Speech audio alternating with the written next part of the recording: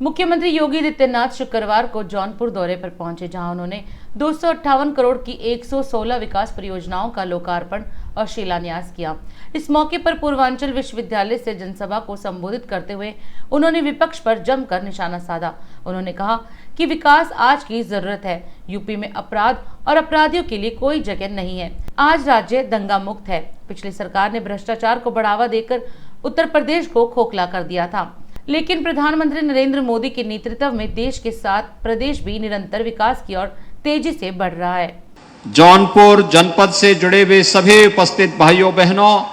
258 करोड़ रुपए की परियोजनाओं के लोकार्पण और शिलान्यास के लिए आप सबको मैं हृदय से बधाई देने के लिए आज आपके बीच में यहां पर उपस्थित हुआ हूं। उत्तर प्रदेश में लगातार दूसरी बार भारतीय जनता पार्टी की सरकार के लिए जौनपुर की जनता ने जो समर्थन और आशीर्वाद दिया है, उसके प्रति आभार व्यक्त करने और विकास के प्रति आप सबको आश्वस्त करने के लिए ही मैं आज आपके बीच में यहां पर उपस्थित हुआ हूं। मैं विश्वास के साथ कह सकता हूं कि जौनपुर अब नए भारत के नए उत्तर प्रदेश का विकास की प्रक्रिया के साथ तेजी से आगे बढ़ता हुआ एक जनपद है और बहुत शीघ्र जौनपुर में वे सभी प्रकार की सुविधाएं जौनपुर वासियों को प्राप्त होंगी, जिसको लेकर के दशकों से यहां के लोगों को इंतजार था। भाइयों बहनों, विकास आज की आवश्यकता है, लेकिन हम सबको इस बारे में ध्यान रखना होगा कि विकास की योजनाओं के लिए ईमानदारी के साथ वे योजनाएं जिस उद्देश्य से शासन ने दी है, उसकी धनराशि का उपयोग उस संबंधित कार्य पर हो, इस पर भी उतना ही ध्यान दिए जाने की आवश्यकता है। अन्यथा जिस प्रकार के रैकेट 2017 के पहले प्रदेश के अंदर विकास के कार्यों में घुन की तरह लग करके पूरी व्यवस्था को खोखला बनाने का कार्य कर रहे थे, उसका परिणाम जग जाहिर है और उसकी कीमत पूरे उत्तर प्रदेश वासियों को भुगतना पड़ा था। आज तो उत्तर प्रदेश का कोई नागरिक उत्तर प्रदेश से बाहर कहीं जाता है, सम्मान की दृष्टि से देखा जाता है। 5 साल पहले ऐसी स्थिति नहीं थी। 5 साल पहले जब आप एक यहां के नौजवानों को, यहां के नागरिकों को उत्तर प्रदेश के बाहर कहीं जाने के लिए किसी कार्यवश जाना पड़ता था, उनके सामने पहचान का संकट था, विश्वास का संकट था और उस समय उन लोगों को अपनी पहचान छुपाने के लिए मजबूर होना पड़ता था। आज मैं दावे के साथ कह सकता हूं कि विगत 5 वर्ष के अंदर प्रधानमंत्री मोदी जी के मार्गदर्शन में उत्तर प्रदेश में की सरकार ने आप सबके सहयोग से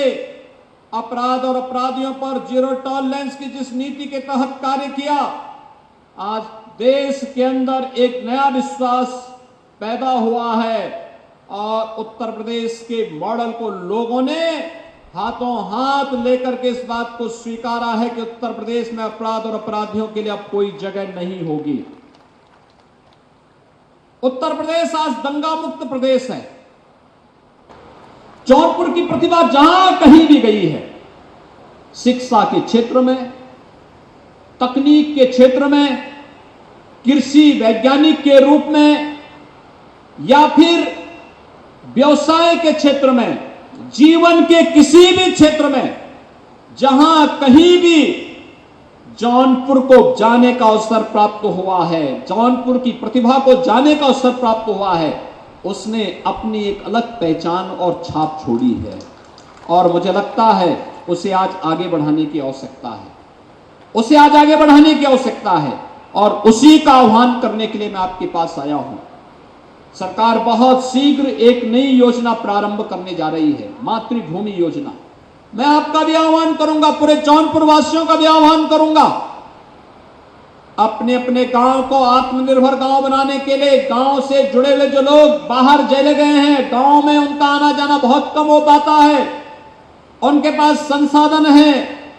लेकिन कहां खर्च करना उन्हें नहीं पता। उन्हें गांव के साथ आप जोड़िए, गांव को किसी न किसी उद्यम के साथ जोड़िए। अगर वे अपने किसी पूर्वज के नाम पर किसी अच्छे संस्थान के निर्माण के कार्यक्रम को आगे बढ़ाना चाहते हैं, कोई व्यक्ति गांव में भी स्मार्ट विद्यालय बनाना चाहता होगा, कोई स्किल डेवलपमेंट का सेंटर खोलना चाहता होगा, कोई सामुदायिक भवन का और कम्युनिटी सेंटर का निर्माण करना चाहता होगा, वह शासन की योजना के साथ अपने आप को जोड़े। आधा पैसा वह लगाए, आधा पैसा सरकार दे, और भाइयों बहनों, हम उनके पूर्वज के नाम पर एक शिलापट वहां लगवा देंगे। उसका निवेश भी होगा, गांव अच्छा भी होगा, नगर या वार्ड भी अच्छा होगा,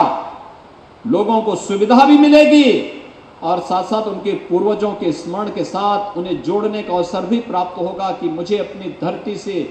ऋण होने का भी एक अवसर प्राप्त होगा।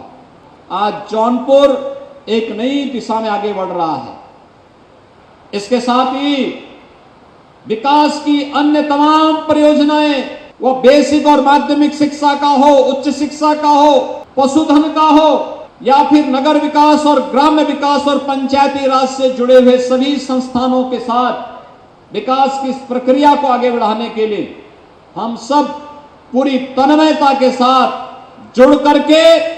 जौनपुर को उसकी पुरातन पहचान को बनाए रखते हुए